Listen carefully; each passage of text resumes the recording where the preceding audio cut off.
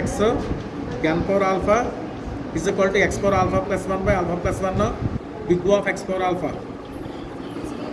If alpha x if alpha greater than 0. Yes sir. ఇక్కడ కూడా euro summation formula apply చేయాలి. ఈ F of N plus లో తీసుకోవాలి, ఎన్ పవర్ ఆల్ఫా తీసుకోవాలి.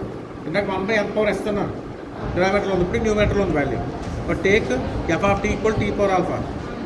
అప్పుడు ఎఫ్ డాష్ ఆఫ్ టీ ఎంత అవుతుంది? Alpha and tea power alpha minus అని వచ్చింది. యూరో సమ్మేషన్ ఫార్ములా రాయండి.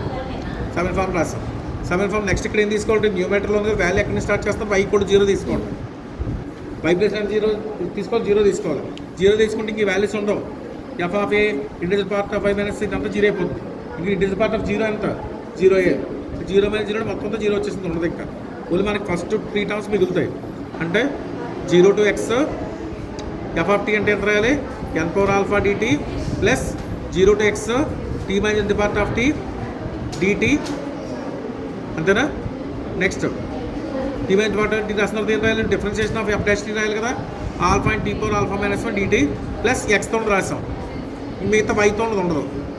అర్థమైందా? ఇప్పుడు ఫస్ట్ ఇంటిగ్రేషన్ చేయండి. Integration T power alpha integration ఎంత అవుతుంది? T power alpha plus 1 alpha plus 1 limit 0 to x plus ఇక్కడ ఆల్ఫా బయట తీసి వచ్చేయండి. డిఫరెన్షియేషన్లో ఆల్ఫా ఉంది కదా, ఆల్ఫా బయట తీసి వచ్చేస్తే t minus int part of t power alpha minus 1 dt plus big O of x power alpha. ఎందుకంటే లెస్ దాన్ ఈక్వల్ ఎంత చెప్పాను కదా, big O of x power alpha వచ్చేసింది. ఇప్పుడు next tea minus int part of t always less than equal 1 అవుతుంది. అప్పుడు ఈ value find out చేస్తాం. ఇది కడుతున్నాం అనమాట.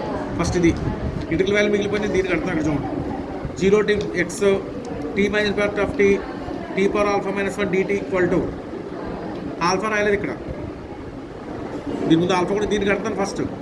కానీ దీని వాల్యూ లెస్ దాన్ ఈక్వల్ పెట్టేది రాయచ్చు.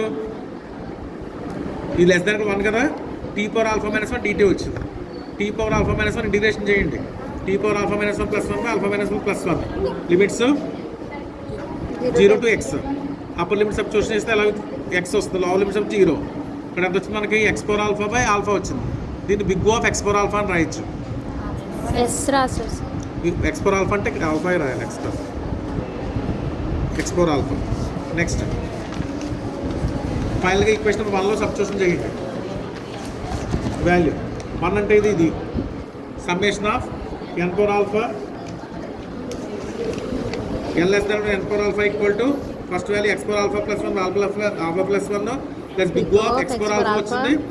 Big O of x power alpha 2 times వచ్చింది. మళ్ళీ రిలేట్ అవుతుంది కాబట్టి 2 టైమ్స్ రాయక్కర్లేదు. బిగ్ ఓ అని రిలేషన్ కాబట్టి big O of x power alpha అని రాసేయచ్చు. ప్రూవ్ అయింది. అర్థమైందా? ఇంకోటి మిగిలింది, ఇంకోటి అప్లికేషన్.